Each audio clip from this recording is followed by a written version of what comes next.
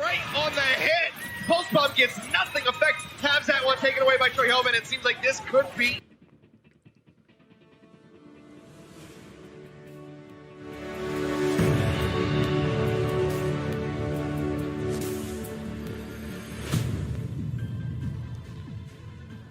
Hello and welcome to the Overwatch League recap, a talk show focusing on the Overwatch League.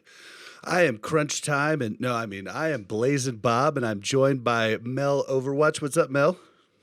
Hello. Glad to be here. I'm not crunching on anything. Promise. Not until after the show, at least, right? Yeah, well, maybe like mid-show just to like get us in there, but it's fine.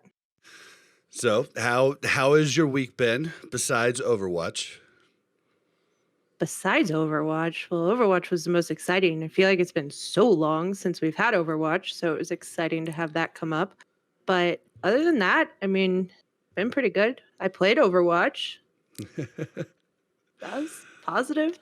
Yeah. I mean, I don't know how positive it was, but we had a good time. Yeah, it did definitely got us excited to play once again and get back into the groove of grinding ladder.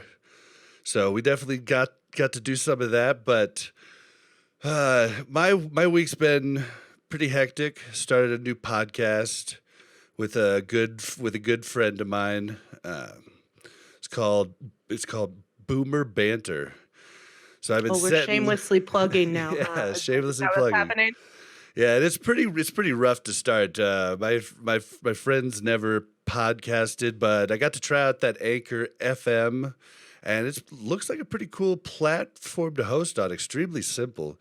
So I might have to tweet out about that at some point. But this is actually the first time I've ever told anybody. So I've been trying to start it with him for a while, but just didn't know where to go with the show and like what to really talk about. So we just decided to make it a show about everything and nothing. So it's literally just a show about nothing. But I'm not selling it very well, and I cover art because I did that. So yeah. We do have a really cool cover art. That is definitely true. But that is for a different time. We're going to go ahead and get the show started. We always like to start out the show thanking our recap producer, Shazir, but today I wanted to thank our awesome Discord mod, Loki. Loki helps us out constantly with a lot of with a lot of different things, and he's always in the chat supporting us and helping us out with useful information when we need to look something up. He's always there, so we appreciate you, Loki. If anybody else wants to be a mod and wants to help Loki out, you guys could write into us and let us know. I'm sure he would not want the help. I mean, he's he's great though, Loki. We love you, and Shazir, we love you too. But yeah, he's always there to tell us when we say something wrong. Yep. And he's like, no, guys. And he's always there to help me cheer on our boys in blue, the Dallas Fuel. All right, that's unfortunate. So if you're a fan of Houston, if you could come be a mod for us and kind of even the ground here, that'd be great.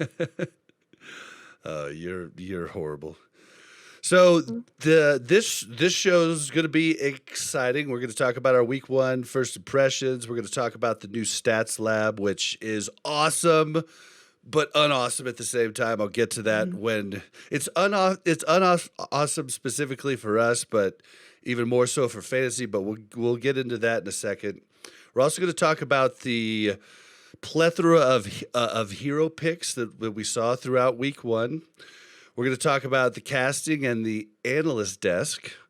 And we're going to talk about the matches, because what's great about the new format is there's less matches. So there's going to be a lot more time to talk about matches a little bit more in depth. It's something I really didn't think about moving into this. It didn't even cross my mind until we were doing the notes, or I was looking at the notes and I was like, oh yeah, wow.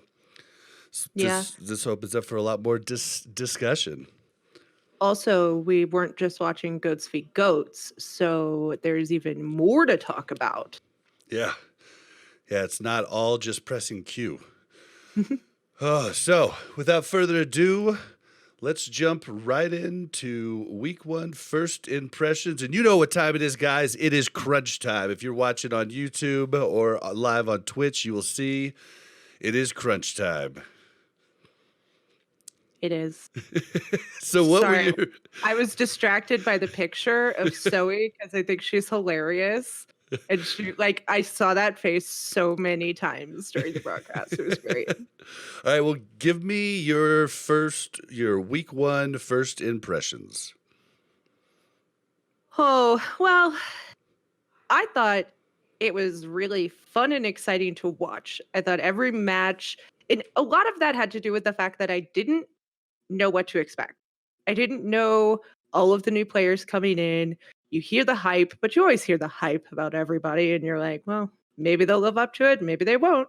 So there was a lot of that. There was a lot of different heroes being played. There was a lot of different like surprises, I think. And it was home matches. So you kind of had that aspect of, does this make a difference? How cool is the crowd going to be? You know, I know it's opening week, so I'm sure there was big crowds there, but everything I heard was just, it was booming. You know what I mean? And I The think New York chants and were off Dallas the were hook. great. Yeah, Yeah. the chants, like Dallas getting chanted on, New York getting chanted on.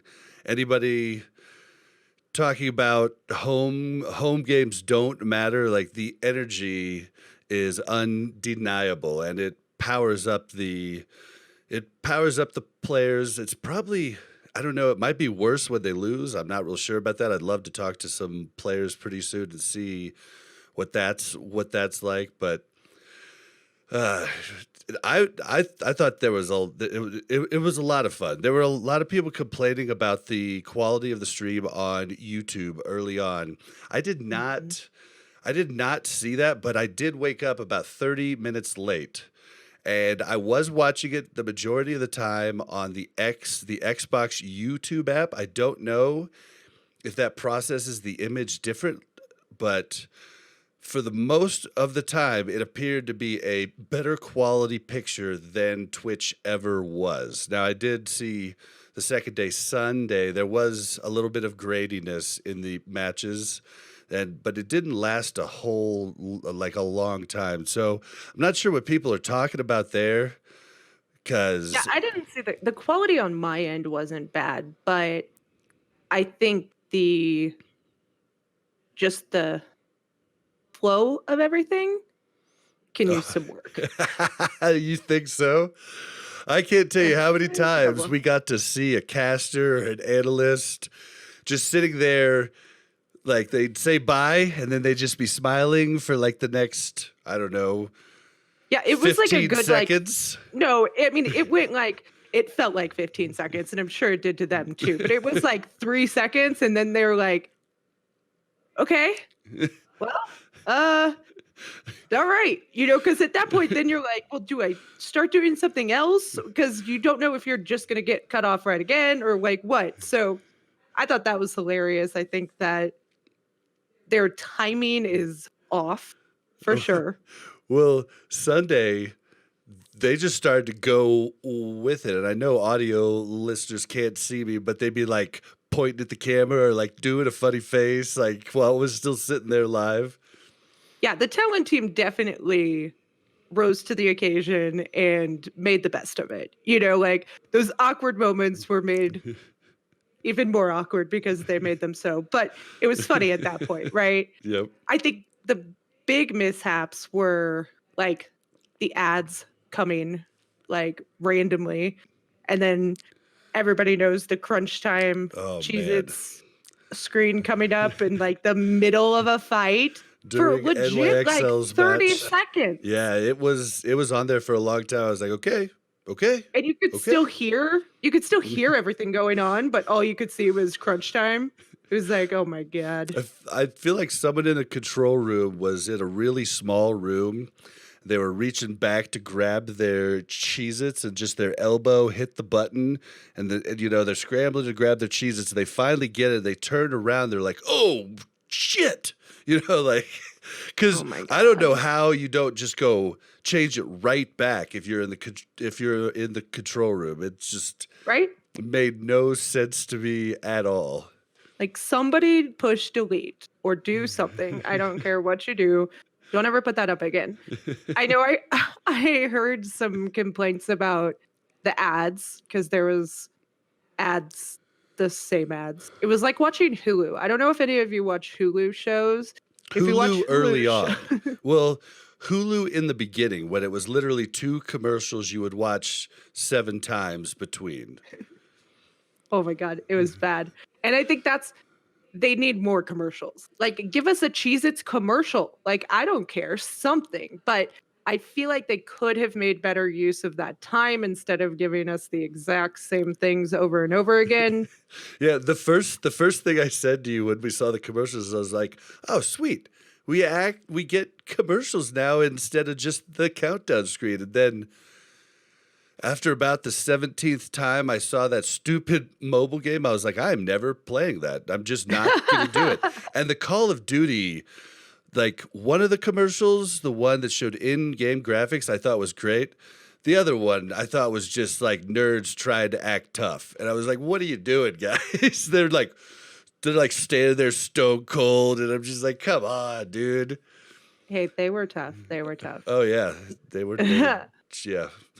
I also thought it was weird that they were promoting the Call of Duty League while the Call of Duty League was on at the same time as the Overwatch League. Yeah, which Like, is are you trying to get people to jump ship here? Like, what's happening? I know they're like, I know Blizzard owns both of them, or Activision does, but come on. They're running at the same time. It's a weird thing. I feel like it's 2 different audiences, but I do feel that the Call of Duty League is probably taking some of the previous Overwatch League audience, people who enjoy that type of game. I watched a little bit of it during the long break between the first 2 matches and the last 2 on, what was it, Sunday? Day 2. Yeah, Sunday. Yeah, I watched it and it just was way too slow for me.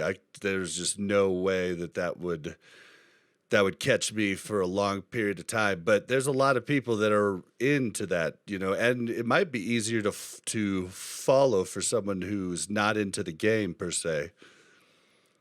Yeah.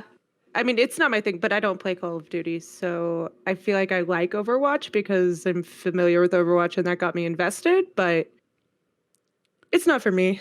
I don't know. I mean, what do you think about the fact that there was such a long break? Because I did hear some scuttlebutt on Twitter about how many viewers are we going to lose because of this 25-minute break.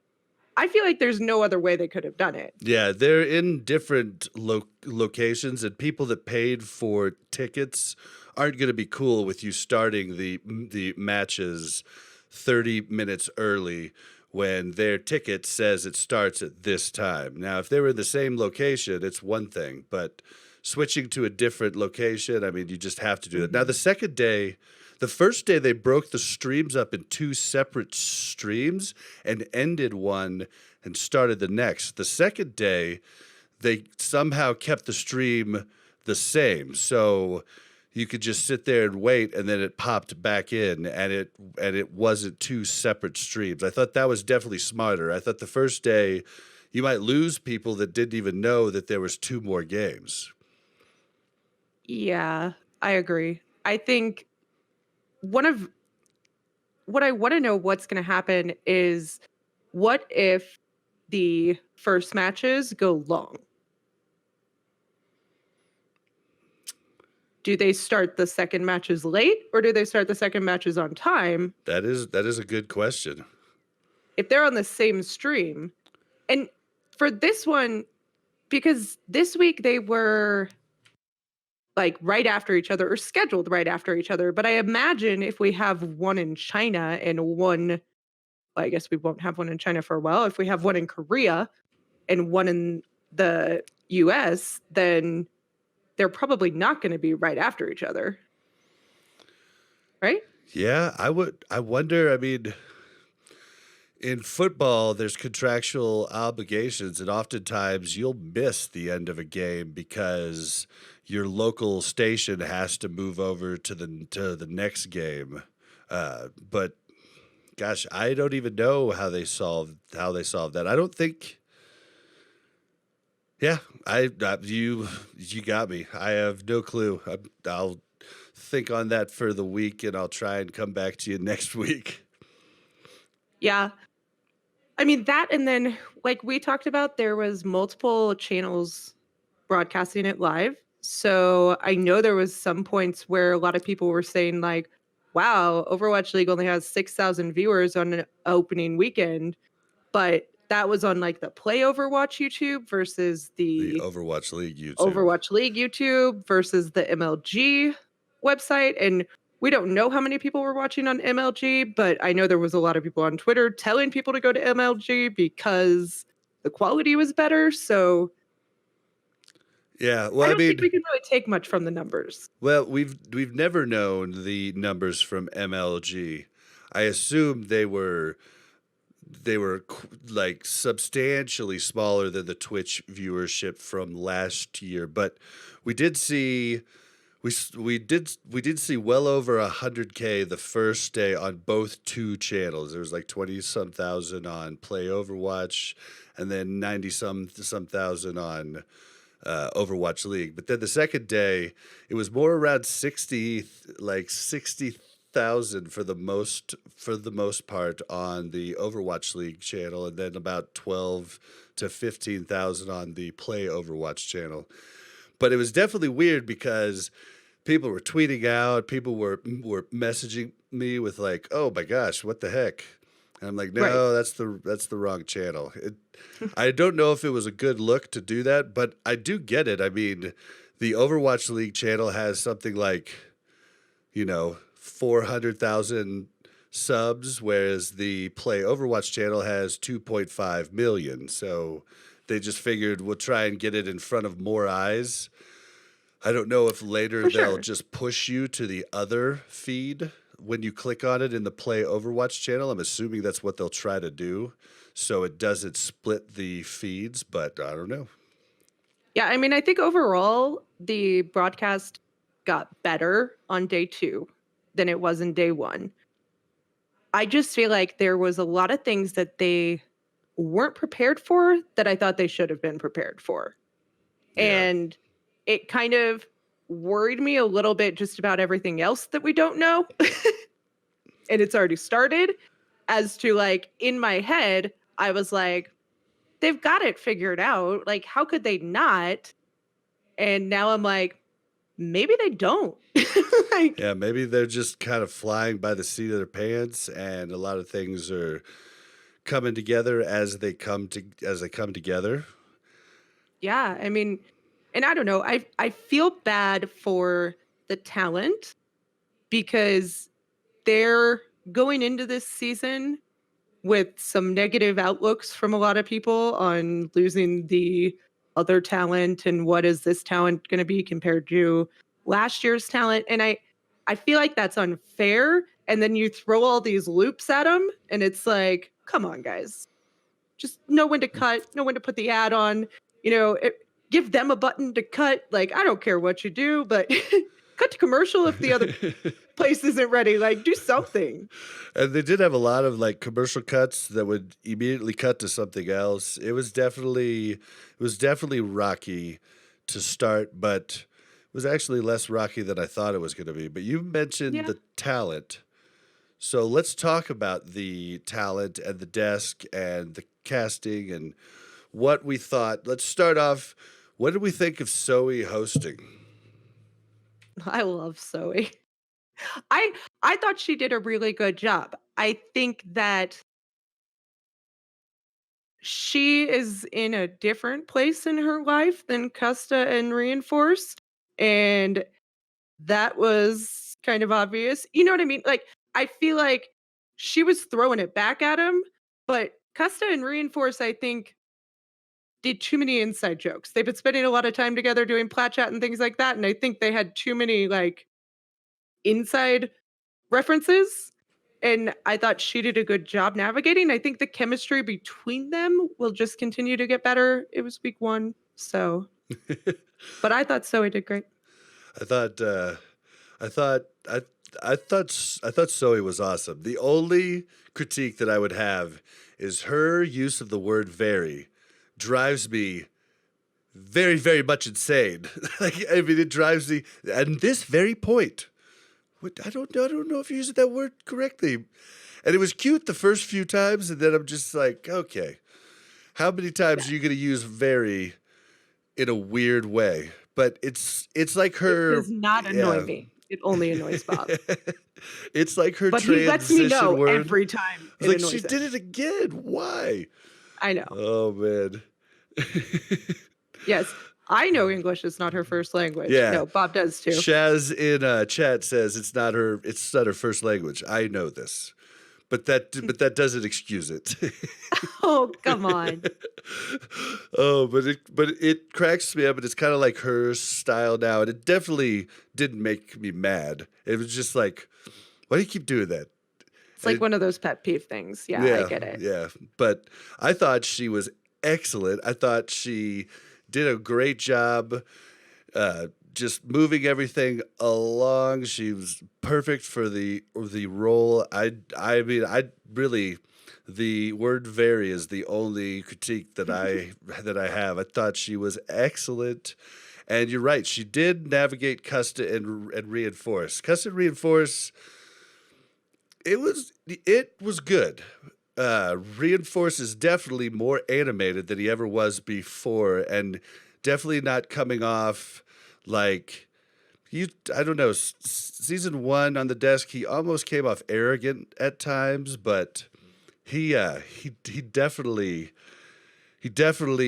has that down, and him and Custa's analysis it's good. There's a lot of stuff that I just disagree with completely, but I mean that's the case with every Overwatch League analyst that does podcasts or YouTube content. I mean, the best He's part usually is disagreeing when they're talking about Dallas, just so you guys know. yeah, right. And You're he full also of it. does that with the Chiefs. So, you know.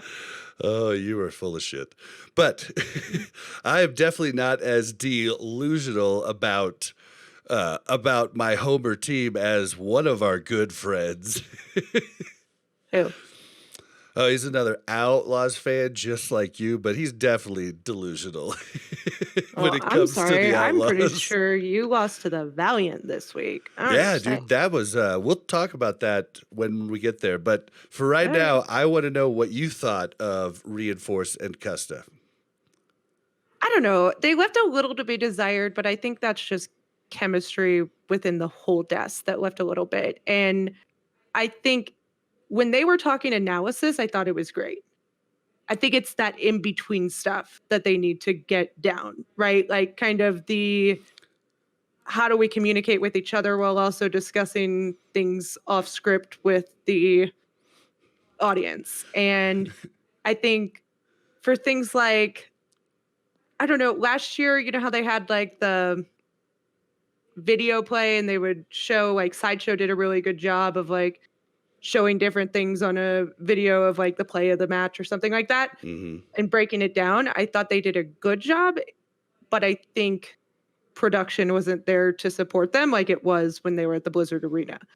And I'm sure some of that is coming and I'm sure that's not their fault, but I think overall it'll just get better. Yeah, I thought for week 1 it was great. I liked it. Here's the best compliment that I can give you. I liked it more than the desk last year. Well, that's just because Bren isn't there. I would take the fifth. But I don't know. I miss Sideshow on the desk. I liked Sideshow's definitely. analysis. He was definitely good, but you know, he did good at casting too. What did you think, real quick, before we talk about the new casters? What did you think of the guest analyst? Like, I thought Wolf was amazing. It really kind of made me mad when Wolf kept saying things along the lines of, well, I mean, I don't know as well as you guys as ex-players. And I'm like thinking to myself, dude, they're blinded half of the freaking time because they're ex-players. And that's like my biggest critique of Custa and Reinforce.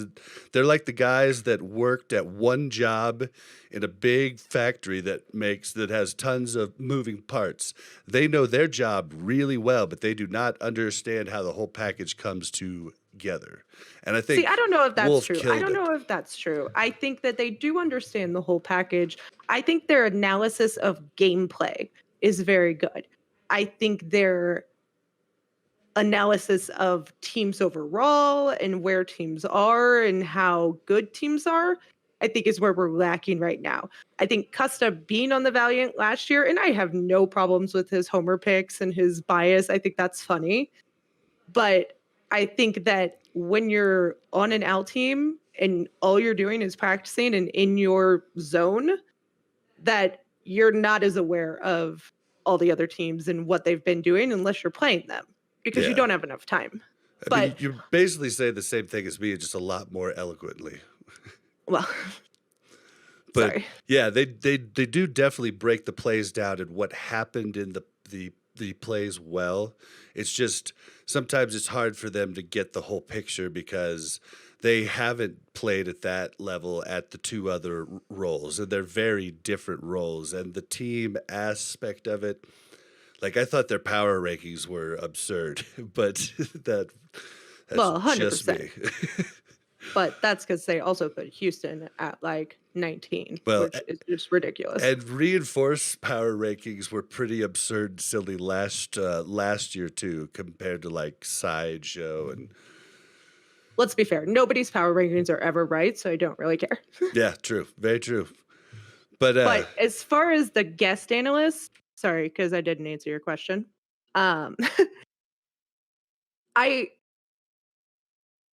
I feel like they just haven't hired somebody for that position.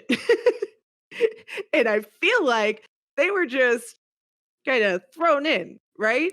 And I think because Achilleos and Wolf just came out that they were going to come back on Twitter. And then, I don't know. I just feel like maybe that's not like going to be a reoccurring theme.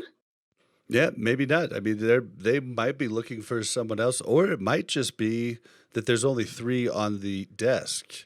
I mean, they might have just had them there because they had them there, and they wanted to get their faces out. I assume that if the China games were still on, on the schedule, I wonder if they wouldn't already have been, taking some trips out to scope out different locations and stuff of that nature. I think that maybe you're right. They're not going to be there. I don't know if there'll be another person added, but I guess, we'll just have to wait and see. We get Defran on the desk, and just really round out. That would be hilarious. He'd be like, he's trash, man. He's washed up. He's trash. Oh my God. No. Just kidding. Would make it entertaining though. I think a really good person for it would be our good friend Labasco. I love hearing Labasco break, different things down. I think he would be awesome at that. And I bet he'd probably be okay to move, so give him a call. All right, we'll put his number in the show notes. Don't worry. Telephone number, yep. Address. Yeah. You're welcome, Labasco. All right, so new casters. Where do you want to start? You want to start with Jake and ZP? You want to start with Jaws? You want to start with Bren and Sideshow? What do you want to hit on? I mean, I guess we can start with Jaws because it's only one, so just a little easier. I actually thought he paired really well with Hex. I thought he was great. Like he was great, and I thought Hex was really good with him. I think they've got some good like banter back and forth. I think the things that they're not as comfortable together with yet. They played off very well. I thought I love hearing a British accent, so I think that's cool. You Yep. know, I mean, it's all positive to me for him. And he told us how to properly pronounce unlucky in British, unlucky, and it's with two Yes, O's. yes. America. Oh man. And then Brandon's sideshow. I was shocked, but I actually think Bryn is a much better caster than he is a non-analyst. And he was much more prepared than I imagined he would be. Now, I I'm curious to see how it goes all season with Bryn, but I think he did a really good job. And I knew Sideshow would do well, but I think together they actually did very well. I really enjoyed them. I thought Bren was great. I mean, as one of his biggest critiquers or whatever I don't even know what the word is. His biggest okay, never mind. I don't even know what word, but someone who definitely complained about him quite a bit. I thought he did a great job. He did say some things that drove me a little bit crazy, like when he was introducing Space and he talked about how Space could play any hero, and I thought to myself, dude, that's one of the biggest Diva one tricks in the league. He couldn't even figure out Sombra last year. What are you talking about? But I mean, let's be fair. He was a off tank who couldn't figure out Sombra, and Sombra's yeah, but pretty hard. he also couldn't figure out a lot of things. He's one of the best divas in the league, but as far as playing other heroes, yeah, it's not really. It is bag of tricks. But Brent, I thought did a great job. I had some colleagues say that they didn't think sideshow was going to cut it. I've been saying from the beginning that I thought he was going to be great. So I'm a huge sideshow fan, and I think he killed it. I think together they worked together well, and I think you're right. I think Bren did prepare a lot better for this season opener than he did last year, and I have to respect that and give him props. Yeah, for sure. So I saved the Well, best for last. ZP I is in the Overwatch League. Finally, it was wonderful to hear his voice. Jake did a fantastic job. Jake's always been a big brain coach on the field. The only thing anybody ever could have complained about him was his lack of mechanics, but he always put in all of the work. He was extremely knowledgeable of the game. He was an innovator, and I think he showed that here. He did a great job. He killed it. I really thought he killed it. And I'm excited to have him casting. I think it's a fun perspective. I know he has a big brain, and I love to hear everything he has to say. And I thought him and ZP did a good job together. I think that they played off each other very well. They already had that chemistry. They've done things together before, so I think that helped a lot. But overall, I think the casting is very good this year. Yeah, he did a great job. And I talked to Jake. Jake said he might come on the show, but I am not holding my breath because I've had so many people tell me they might come on. It's usually we'll see. Well, to be fair, he's very busy. Yeah, and he's going to be doing his own content this year, so I'm excited to see what all he does and puts together. But all in all, if I say the casting and analysis has leveled up, I think it's better than last year. Oh, I don't know if I can say that, especially after just 1 week. I think that the casting is great. I think the desk is good, but I think they all have the potential to be really, really awesome. I think where we're going to see differences is when they start to, like, are they supposed to focus on specific teams and really learn a lot about them? I know for broadcast purposes, I think that it'd be better to get some more insight into the teams and the players and do some more, you know, cover stories, maybe instead of all the commercials or lack thereof. I think those would be great. Yeah. But I think that's a broadcast issue. That's not a talent issue. And the only other thing about them is you saw there was no Mia or Danny, and they Yeah, had the the second set of translators were casters. not there. That was definitely surprising. And since we haven't heard anything, like we don't know why they weren't there. Or... Well, no, they announced on Twitter that they were not coming back Oh, for the they did? 2020 season. Yeah, like I 2 missed days that. before it started. It was on like Thursday. Oh man. Well, I mean, they were just interviewing, and it looks like they're getting the casters to interview the ones that didn't cast the game. And I think that works good too. I mean, Hex did a good job. Jake did a good job. Uber. Uber. Hmm. Thank God I love Uber came Uber. back. Yeah, thank God he came back. But Yeah. yeah, the only one that the only person that left, now, not to say that I didn't like any of these people, but the only person that left that really felt like it was weird them not being there was Monty. I mean, it was definitely weird not having Monty as part of it at all. And that part I didn't like as much, but overall, I think we have a better cast this season. Yes. Like Loki said, I think we have more potential. I think once they get the chemistry and once everything starts to kind of move on with the broadcast, I think it definitely has the potential to be a higher degree of analysts. All right. Well, I think we talked about that enough. Let's move into real quick. Talk a quick second about the new stats lab that was announced Wednesday by our good friend Ben, Captain Planet. The stats lab is freaking amazing. Have you played with this at all? A little. I mean, I didn't care enough about last year's stats to like go real in depth into looking at it.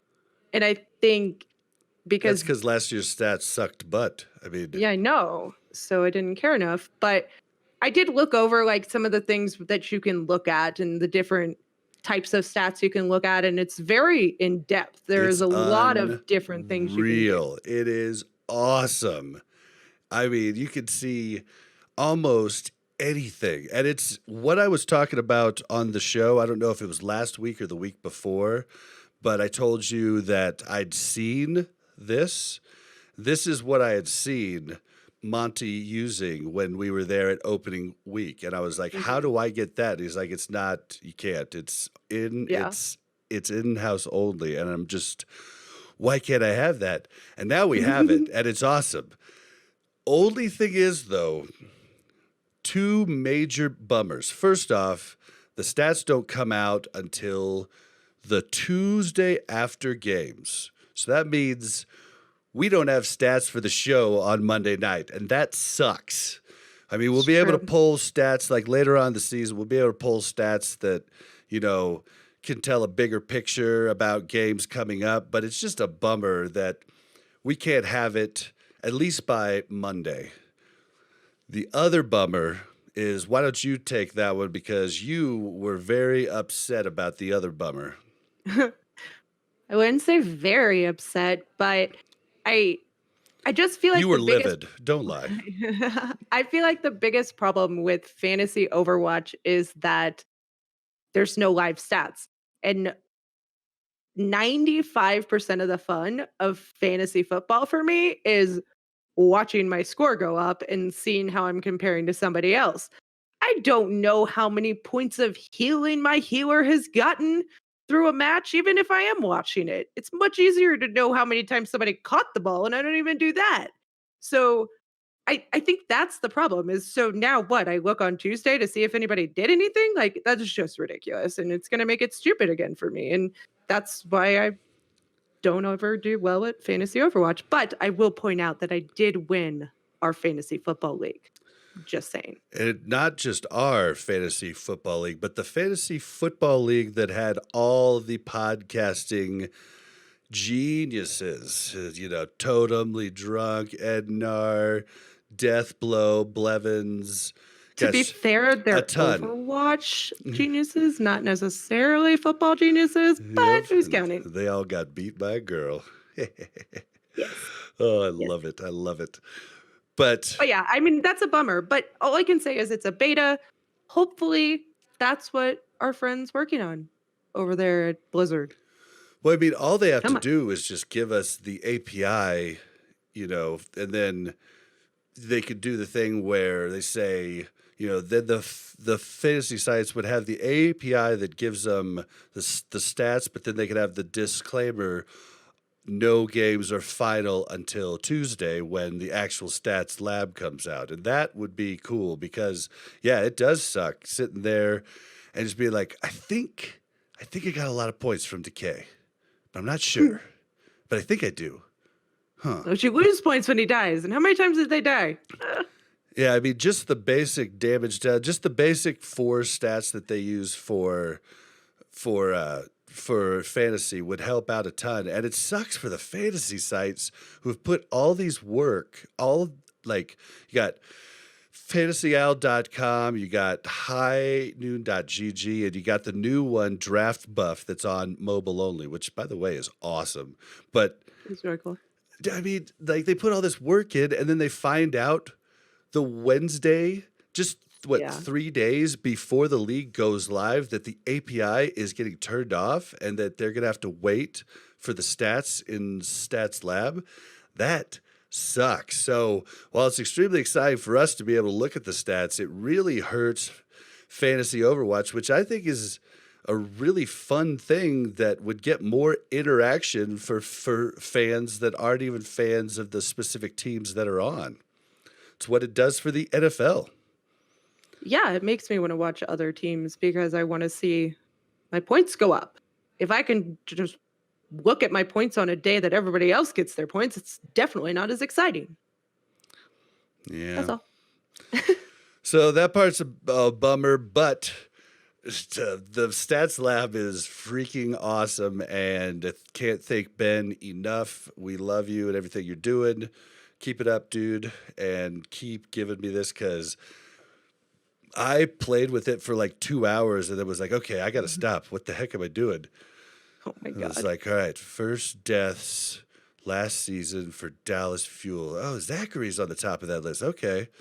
Makes a lot of Shocker, sense. you didn't need Stats Lab to tell you that, Bob. I just wanted Come to look. But I looked at all kinds of weird crap. And I mean, you could look at anything you really want. It's definitely, it's a little confusing, but you'll get the hang of it quick. And that's just on OverwatchLeague.com. You can check it out. It's just a tab right at the top. Yep. All right, let's talk about the heroes that were played in week 1. It was definitely interesting. I was not expecting a lot of the stuff that happened. Wasn't expecting. Well, we'll talk about Dallas later. But Oh, I'm sorry. I got bored. You said the name Dallas, and I just went into my own zone. I was like, okay. well, okay. So, what did you think of the top picks? The top picks for tank were Ryan, Diva, then Orisa. Usually, the Diva was in there with the Ryan or the Orisa, but support, we had Lucio, Anna, Moira, and Baptiste. And then DPS, we had McCree, the Outlaws back in town. And we had May, Reaper, and Symmetra. And May continues to show she's the bane of the game and the biggest problem with the game. What do you think? She's legit the devil. So yeah, I don't even know why she's still in the game. But honestly, I wouldn't mind so much. It's just the walls are just absurd and obnoxious and just a pain. Ugh. Oh, for me, it's her chuckling that just really irks me. It's like gross. You evil person. You just killed somebody. And they were frozen. They couldn't even defend themselves. I thought, all right, go ahead. No, I mean, I think overall, I enjoyed it. We saw a lot. We saw dive, we saw bunker, we saw, death ball. I think we saw pretty much everything. Now, I'm trying not to get too excited, but I'm gonna get excited because we have hero pools, so we can't solidify into a meta. Because I'm pretty sure week 1 of season 2, every hero was played. You remember that? Yep. It was the same exact thing. This isn't anything new, and that was something I was wanted to bring up, but you brought it up before me. I didn't even tell you about it because I wanted to bring it up on the show. Sucker. Yeah, but Great mind. We could just go with great minds think alike. How about that? yes, great minds think alike. We do that often. Like we won't talk about something because we want to spring it on the other person live and see what they think there, without giving them any prep time. But yeah, this isn't anything new. This is exactly what happened last year. Everybody tweeting out like, "Oh, this is amazing. Things are changing." No, it's the Then exact we had same that happened. goats. Yeah, it's the exact same thing that happened. We saw Genji play in stage 1 early on quite a bit, and yeah, everything just turned into goats. So I'm happy that hero pools are coming, and the sooner the better, in my opinion. But it still was exciting to watch. The Ana play was definitely more Ana than I thought was going to be. But it looks like a lot of the players have leveled up Ana, and there's a lot of new Ana players that are really impressive. Uh, and Loki was talking about the anti nades. It seems like teams and players have been practicing those long Ana nades, and they're hitting them from a long distance. It was pretty Yeah. impressive.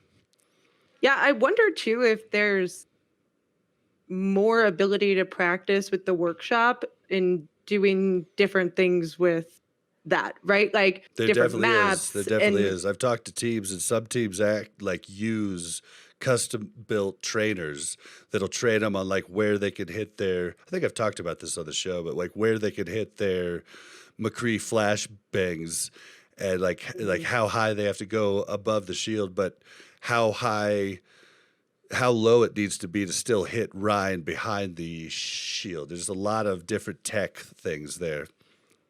yeah, which I think is really cool. I also think it's neat that we didn't see a ton of mirror matches. And we saw a lot more hero swapping than I thought we would. And We I did. thought that was awesome, right? Like you'd see somebody go to Widow, and then you'd see the other person be like, okay, I got to get off McCree and get on Widow. And then one of them would lose the Widow battle. So they'd switch to like Tracer or something to try to combat it. And hmm it was very cool seeing the different changes in how they weren't as worried about the Q button. I You know loved what I mean? that. Yeah, I loved that those late match tracer swaps to clutch out games. I mean, one of them was amazing. Striker coming in on Tracer at the very It's end and terrifying. winning the map that Dallas had basically won. And I mean, he comes in there, nano boosted, and just wipes them out. But Yeah. the It was crazy. We even saw Junkrat. dude, there was tons of diva bombs, which I had forgotten even existed.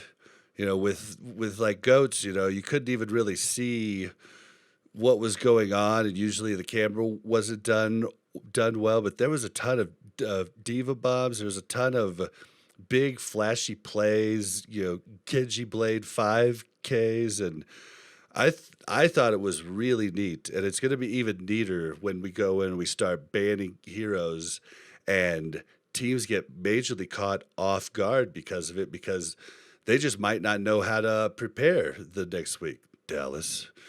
Yeah, it'll be very exciting once we can ban May. And maybe they'll make an Forever. exception to ban May for more than 1 week in a row just Who wants because to she's an ban awful May person. forever? Right. But I think that will keep the excitement through these first 4 weeks of different strategies because they can't solidify into a meta. They Yeah, can. they It's a don't poor want to get too choice. crazy. Yeah, So you get this kind of like, oh, well, they tried this. Maybe we could try this at this point in this map, and Wild West. that's cool. Like you're seeing different different compositions on different maps. We did see more player swaps than we had in the past. That could be because it's opening week, or it could be because you've got different players that can play different heroes, and that's what your strategy is on this map. I think San Francisco Shock, unfortunately, now is not going to implode like I've been anticipating them do for the last 2 years. But but I think they have more opportunity to play their 27 DPS rock stars that they have because they can practice for different maps. Yeah, practice for different maps, different heroes. Yeah, it's going to be pretty cool. It's going to give more players opportunities. So I say sweet. All right, you want to talk about some matches here? Oh, sure. All right, let's start with the New York homestand. Got it. Well, All right, so here, do you want to be just real quick? yeah, you go through it. All right. So day one, the Defiant beat the Eternal 3-1. The Spitfire lose to NYXL 1-3. Day two, the Spitfire lose to the Eternal 3-0. And the NYXL destroys the Uprising 3-0. Now, something interesting in the first day that happened to both home stands is whoever won the first control map lost the entire series. That was something that happened that day, which was kind of funny. And then day two was the day of almost all 3-0s. But so, was there any one game you wanted to talk about, or did anything jump out at you from the New York homestand games? Sucks to be the Spitfire right now. Dude, yeah. And what's crazy is they looked really good against NYX. Like, they lost 3-1 against NYXL, but they looked in the matches. They looked, like they had a chance to win. And then Paris Eternal, who had gotten beat by Defiant the day before, just raffle stomps them on day two. I think this is the classic, we prepared for one team type of scenario. I think Spitfire prepared for NYXL and Eternal prepared for Spitfire. And I think Defiant, I know there's been a lot of hype around Defiant, but nobody was really sure if they were going to be as good. But they got a lot of good players now. So, Surefour can play anything, like he said in his interview. But Eternal, I think, surprised me. Spitfire's young, and I think maybe they just didn't figure out how to change and modify their gameplay to come back against Eternal. Like, they were doing much better against NYXL. Not successfully, but closer to successfully. Yeah, I was impressed with Spitfire the first day. It was like, okay, well, maybe they're going to be good. And then when the Eternal came out and just blew them out, I was just like, okay, well, maybe not. It was definitely surprising. Take it back. But it was exciting day two to see SBB Sabiobi back and looking great. His McCree looked good, but man, getting to see him pop on Tracer and just lay waste. I mean, it took me back to season 1, and it was exciting. Yeah, I will say New York looks really good. Now, granted, this was their homestand, and they did play Boston one of their games, so, But I think overall, they've just got a lot of talent on that team, and them being able to get SBB back into the mix, I feel like is going to be huge for their just morale as a team. I think he's a good leader. I think he can hold the team together, and I'm excited. I think that New York's looking pretty good. Hopefully they're not better than Houston, but jury's still out. Yeah. Well, we'll see. I have no clue what to think about Houston. I'll have to wait till we see him play. But I can tell you what to think about him. No. I think I'll leave the bias at the door, and I'll make an actual astute, analysis of it. All right, fine. Yeah, but I think NYXL looks really good. Paris definitely came out of the gates weird, but then ended it hot. Um, I think they definitely have a shot at being a middle tier team. NYXL is still at the top. Uprising and Spitfire seem to be towards the bottom at the moment. Yeah, I think Spitfire will get it together and be a middle of the pack team. Uprising, I have no idea. I mean, first of all, coming out your first game and having to go up against NYXL at home the last game of the weekend, probably not going to be your best showing anyways. But you also had their game against Spitfire to evaluate and look at, and you still came with nothing. Yeah, Legit nothing. I'm just worried because Fusions was all about leading the team, talking the entire time during the match, and it seems like he's lost his fire watching this first game. It doesn't seem like he's leading as much, and lots of times it looked like he was confused at what was going on, and I fear that Fusions was like me, an awesome Goats player, but really not going to be turning any heads when you don't have that ball rolling with you and all the support. Because I mean, I feel like he did it's just great such a different game.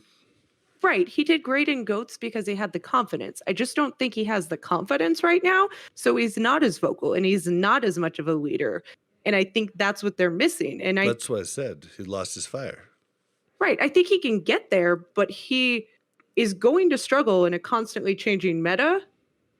Maybe he'll surprise me, but I assume he's going to struggle in a constantly changing meta. Well, yeah. I don't know. It doesn't look great, but let's move on to the Dallas homestand. Day 1, the Titans beat the Gladiators 3-2, which was actually a really good game. And then the Valiant beat the Fuel 3-1.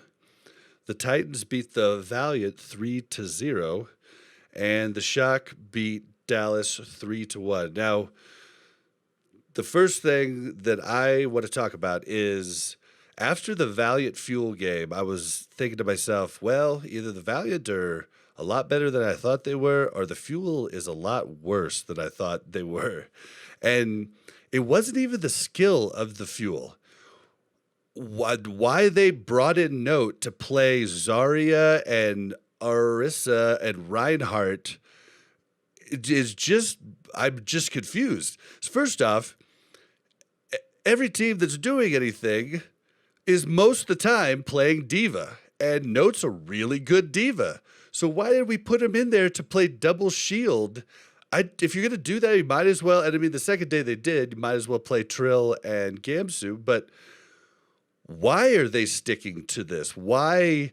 It really made me think about the coaches and think, Arrow, what are you thinking? Like, is he thinking that he sees something in the meta to innovate that they just didn't capitalize on, or was Valiant that much better than the Fuel was?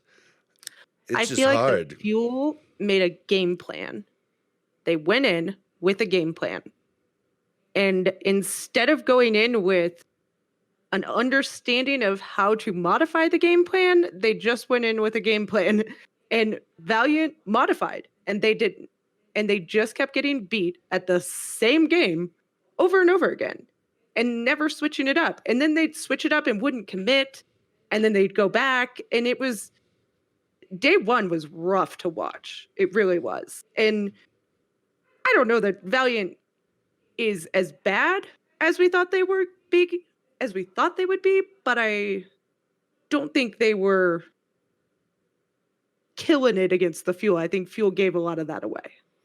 Yeah, it was bizarre. And on the Valiant, Lastro, his Ana play was killing it. And then It looks like we have some new Reddit Lucios in the house. I believe Rain was playing for the Valiant, and I mean he was just literally on the top of the map the entire time. And then FD God for what Paris? was it Yeah. Paris? Yeah. Like those two were just Reddit Lucioing all over the place, and it was very interesting to me. But yeah, the Fuel, I just do Well, not I will get what they were say doing. I will say Crimzo against who was the Valiant's Anna? Lastro. Lastro. Yeah, Lastro looked unbelievable. Crimzo on Dallas left a lot to be desired. There was a lot of Yeah, I'd have to agree with that. nanos that went to Rhine where Gamsu just literally couldn't do anything with it. He had to hold up his shield the whole time. And Bob tried to tell me that it was because he was trying to save Gamsu's life because he was low health, but that was 100% not the case. He was pretty much full life most of the time. He had a couple good ones, and he also had a couple good sleeps, but the majority of his sleeps or his sleep darts, I feel like, just went randomly into the atmosphere. Yeah.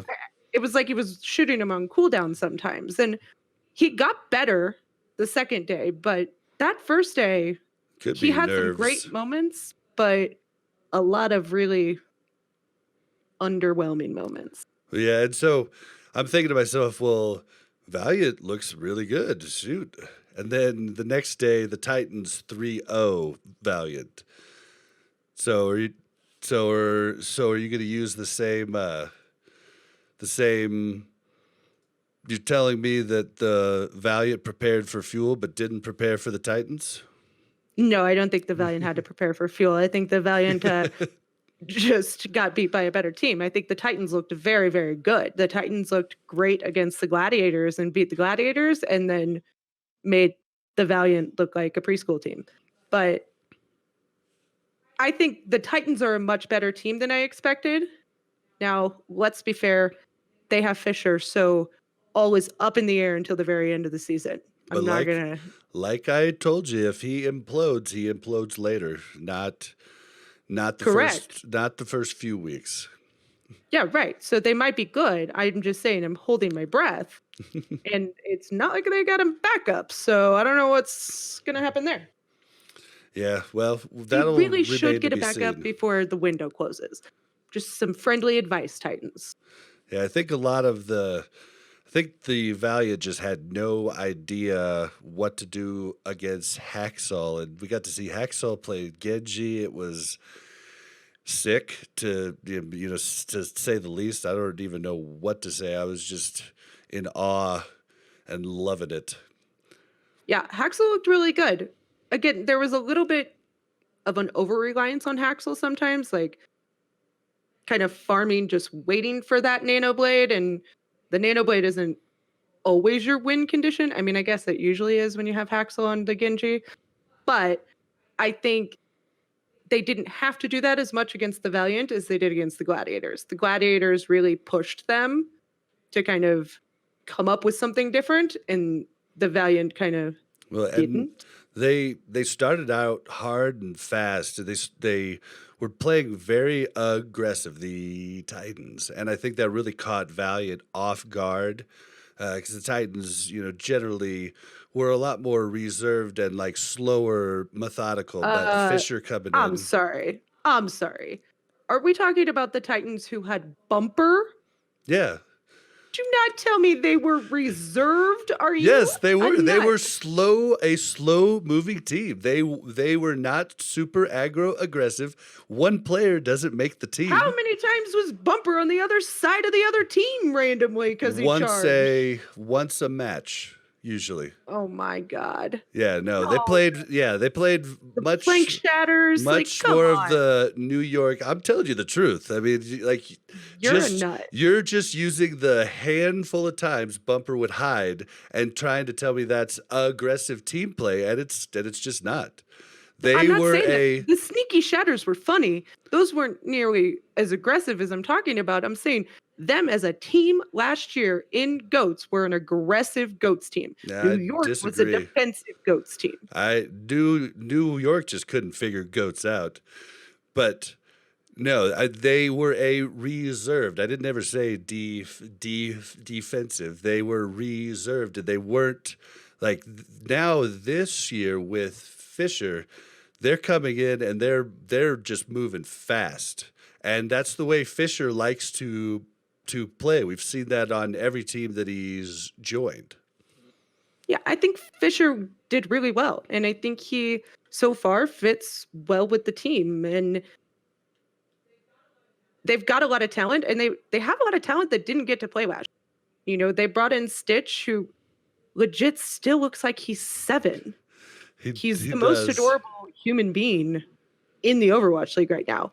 But he's so cute, and he's really good. And I think that they've got Fisher, they've got Stitch, they've got a lot of good talent on that team. It'll just be interesting how they go with the meta.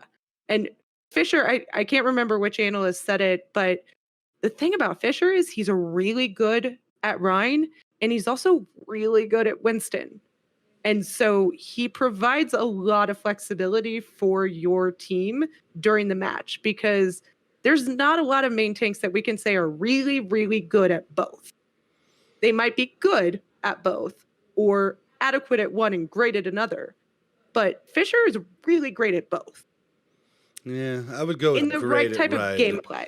Amazing at Monkey, but yeah, he's definitely just really good, and I'll be interested to see how that goes and see if the implosion happens. We'll have to find out. But the last match of the weekend was the Dallas Fuel and the San Francisco Shock.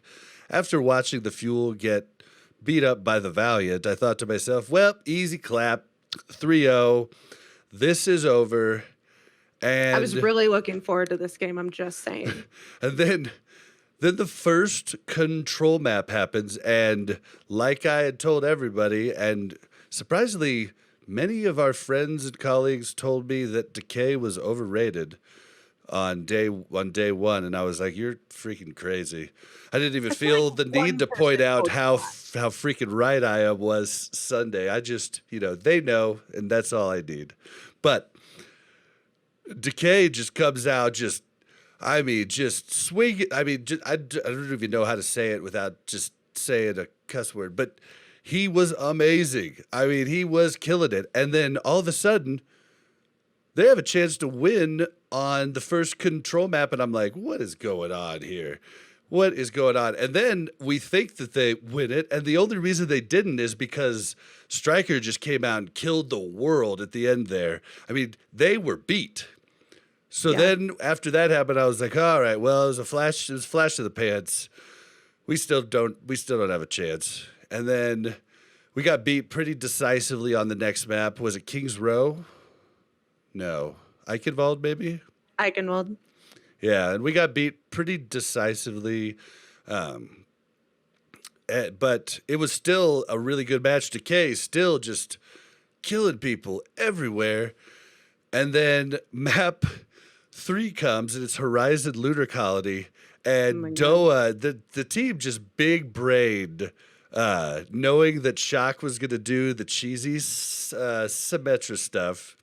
And he just planted his bombs in the perfect spot, killed 2 right off the bat. And then it was like, whoa, what just happened? And then they end up holding them. They held them to a tick and a half. 52%, I think. I think it was even less than that. I thought it was like a tick and a half.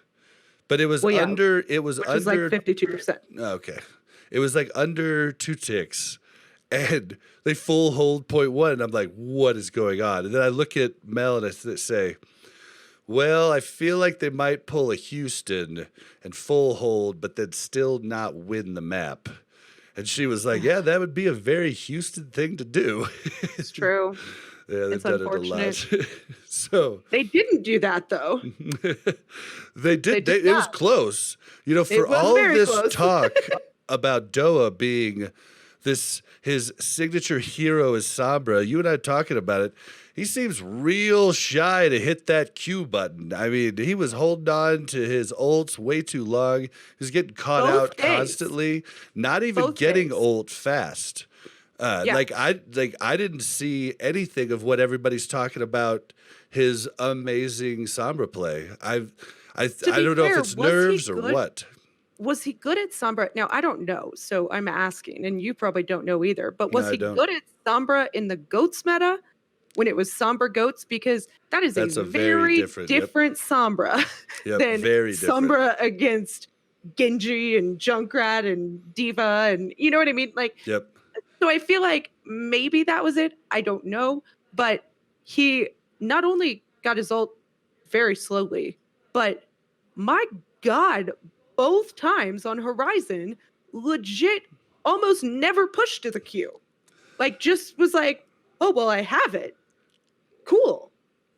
Now I'm going to die. And Yeah. now I'm never going to use it. Like, Yeah, I don't it just- understand. It was like looking for that perfect moment that was never going to come. He just seemed very gun shy. It's probably nerves, but definitely like Decay was definitely the star even in day one, but day two, Yeah, I mean, Decay hard carried. yeah, it was just like, okay, what is going on here? Like he did better than even I had thought he was going to do. Like his McCree was actually a lot better than I remembered it, and that was huge. So his Genji, he definitely got a little too excited on a lot of his blades and got slept or got taken out and didn't get a lot of value. And he's a really good Genji, but he came in and clutched on Tracer multiple times. I remember one time I saw him push his Q on Genji with a legit 3 health. I was like, what is happening right now? Like, that's just a dumb move. Well, it's just Maybe trying he to thought carry. the Nano was gonna give him the Nano, and maybe it was Crimso's fault. You're saying? Could have been. Could've been. But then I Dallas thought ends up Gamsu did taking. very well too. Can we talk about Gamsu really fast? Because I did think Gamsu did really well. I really like Gamsu. I think he's a better Reinhardt. And I wish it was just him and Note, and we stopped with the like double barrier thing that never worked for anybody. But I think Gamsu and Note can make you a very strong tank duo. I don't know. I think Trill is a good Reinhardt. I mean, I like. I just don't think he's as good as Gamsu. Yeah, I don't know. Like, if you were talking Monkey or Ball, I would say you have it. But I mean, I don't know that I've seen Gamsu play much Reinhardt outside of the Goats meta. So I can't really talk to it when you're not playing Goats. Trill had a lot of really awful shatters. He had a ton of really amazing shatter blocks, though. Okay. And So to one end down, now we need the other one. to end the map, he had like an almost full team shatter on the gas station level. What the heck's that? Start out at the gas station. Everybody tries to hold right at the point. Oh, I forget the name of the map. But the last map that they played against the Shock. Oh, Havana? Yeah.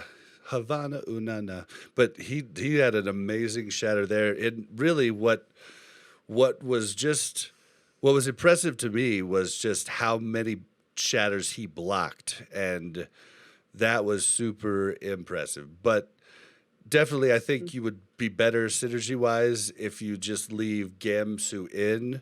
I mean, you could bring Trill in over Gamsu, but I think Note needs to be playing Diva as long as Diva's not banned. I mean, she is overpowered at the moment, and why are you not playing her? Like, you could eat so many things. May's played almost every time. That's a big ult you could eat. Why? You can eat the nano or the Ana grenades. Like, Yep. so your whole team doesn't get anti-heal for however long it is. Like, There's so many things you can. so much value. And right you can now, cover with high Diva, ground. You can legit fly all over the place. Yeah, you're like Superman or Superwoman. Yeah. So But there were so many times Dallas would be playing double shield against Valiant. They're running Widow, and Dallas isn't switching to the Diva. Like, they were expecting poor Decay to jump on Tracer and go take care of Widow. And that, I mean, he did a lot of times, but D.Va could just shut that down and force the hero swap. So there was a lot of questions about game plan from me to the Dallas Fuel, and I really hope it gets better. But that worried me to death. They looked much stronger against the Shock than they did against the Valiant. Much stronger. Yep. They looked a little bit more flexible. They looked just overall like a totally different team than they did the first day. But I have a couple things I want to hit on if you're done talking about Dallas. Shoot. Okay. Can we talk about the D.Va or the Mei ice block that saved the Reinhardt who was shattered? Oh, what game was that? Oh gosh, I don't even know. It was on Hanzo and Genji's home.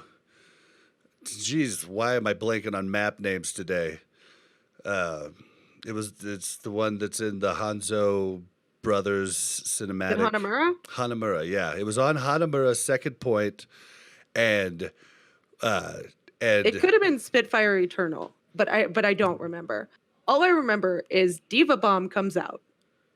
No. First, Ryan shatters the other Ryan, and Mei ice blocks right on top of the Ryan that's shattered and on the ground, and then Diva Bomb comes in. Yeah, and Ryan didn't die. Yeah, it blocked. Mei's ice block. Ryan's legs and arms were out, but his hitbox was blocked by the Mei ice block, not ice wall, awesome. Ice block. Yeah, it was pretty awesome. Who was the caster? It was Jaws. He was like, "Wait, what just happened?" It's like, did the ice block just block that? And I don't even know if that's like that. Totally was not planned. Let's be honest. Like, no, that was luck. Accident. That was total luck. But it was hilarious to see. Loki says it was New York versus Boston. Got it. So yeah, I think that was pretty funny. Just one thing I wanted to point out. Also, can we just talk real quickly about Valiant's DPS duo? Because Valiant's DPS duo 1 has like the same name, which is super annoying. But KSP and KSF, the casters messed it up so many times too. Yeah, that's just not fair. Like, you can't have a KSP and a KSF both playing at the same time. It's just not fair. But they looked very, very good, and they looked like their hero pools really complemented each other. And I think that they are what gave Valiant the 100% advantage over the Fuel. Yeah, KSP looks good. I thought KSF was a good player last year, but KSP came in like a wrecking ball. No. Yeah. No. What?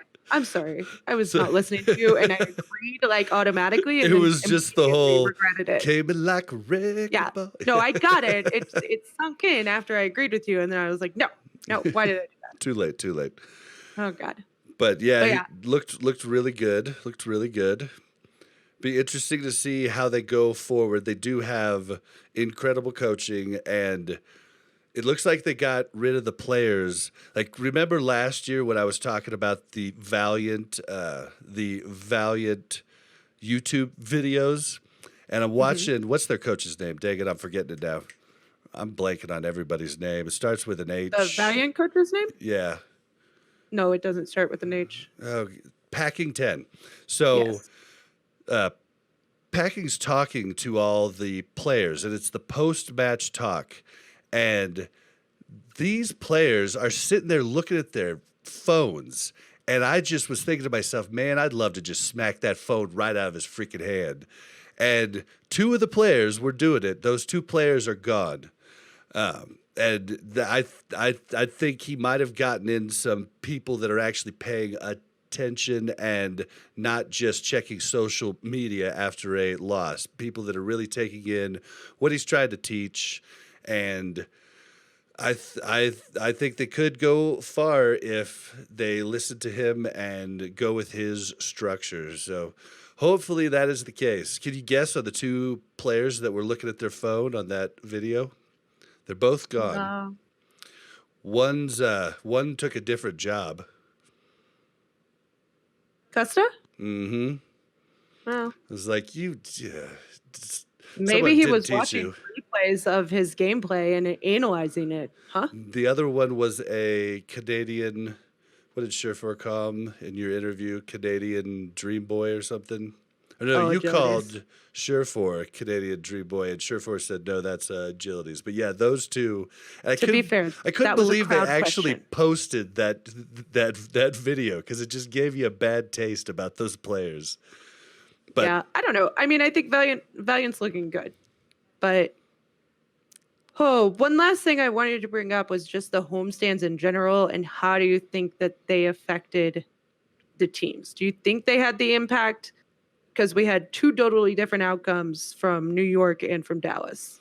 I think they had the impact that we thought they would. Valiant just played their heart out against the Fuel day one, and just looked a lot better than I think the Fuel or anybody thought they were going to look.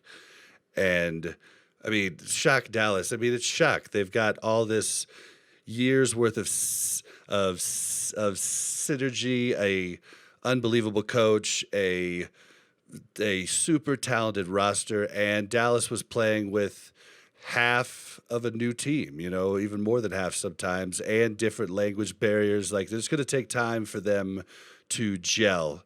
So I think I also don't think homestands- Dallas would have done nearly as well That was good. Yes. Yeah. against Shock if it wasn't their homestand. Yeah, and I think the home games can only do so much. It's not just a I win card, but it's definitely an advantage, and I think that was proven last week and the home stands we had prior, minus LA, because LA's homestand was just just the crowd that usually went to Is the down the games. street. Yeah, I mean, like there was no diehard fandom there. Like you didn't even really hear the crowd as much there. So I think it's definitely a thing. I don't know how much of a thing it'll be in different regions. It'll just depend. I mean, like I told you, I think Paris is going to be out of this world. Their crowd, and I want to see how raucous the rest of the teams get, and it's going to be interesting to see because I definitely think Dallas out-cheered New York, but You're not biased at all. I mean, it could have been. I mean, it could even have been down to the sound equipment and how they were recording it. Someone told me that New York was turning down their crowd noise. So it could have been, I mean, there was probably two different production managers that make different calls on how that works. So all I could tell was the ear test from my TV. So take it with a grain of salt, but it definitely, you heard Dallas chanting their team when they were losing. It'll be interesting to see what home crowds still stay in it when they're losing that bad. I'll be interested to see that. It's like the difference between fair weather fans. Yeah, well, not just that, but just the difference between like going to a Colts NFL game and a Kansas City Chiefs NFL game. It's completely different. Like, the Colts fans are reading books. It's just a different crowd. So I'll be interested to see. I did read that the Dallas homestand just venue was more impressive, like the backdrop of the venue and the screens that they had out. 3 screens. Yeah. And Astro's apparently been preparing that forever. Yeah, apparently New York used the media kit that was given to them by Blizzard, but I don't think Dallas did. I think they had their own. So Astro is good people. He Yeah. like that room. I saw pictures of it way back at the start of season 2. I mean, he's been preparing that thing. He was throwing huge watch parties there.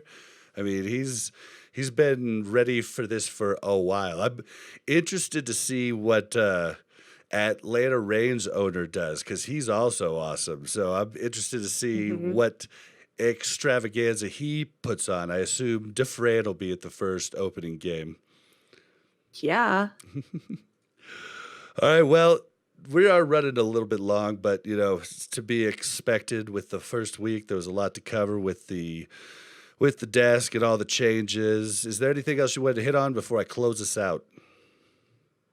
Just the fact that next week Houston is playing, so be prepared to get all sorts of filled in on how they do. Does Dallas play next week? No, Oh man. sorry.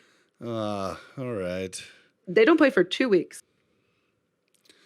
Well, Lynx are still on Houston, so I can still be excited for him. But Jake's not there anymore, so I'm not as much of a Houston fan.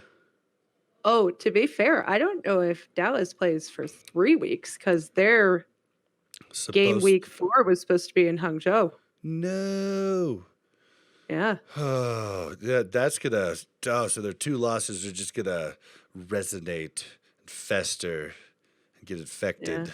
Oh, yeah, I don't know. that's one big bummer about having a lot of weeks off. If you end on a win, it can be good.